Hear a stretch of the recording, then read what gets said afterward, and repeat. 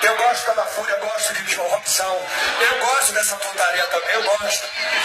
Mas hoje, quando a gente se torna porta-voz de todo o povo, assim, que para dar moral de escutar nossa música no carro, aí tem que pensar nos nossos filhos. Como é que eu vou deixar minha filha ouvir? Senta na pica, porra, tá errado. Senta no colo, senta no chão, senta na pica, tá foda. Na pica tá foda.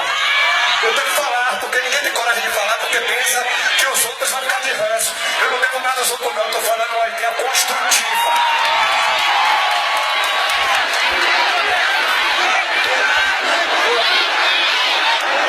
Aí eu faço assim, ó. Assim como é que eu faço, ó. Senta no chão, vai!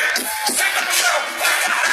Senta no chão, senta no chão, vai, caralho! Senta no chão, senta no chão, senta no chão. Aí o cara canta, senta porra, vai! Senta porra, vai, cara! Tá errado. Senta porra da tira, meteu a desgraça, meteu a porra. A vida da favela é essa.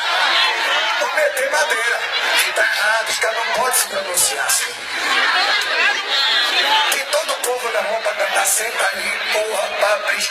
Não tô julgando e nem apontando, porque eu já cantei, pega o prato, faz a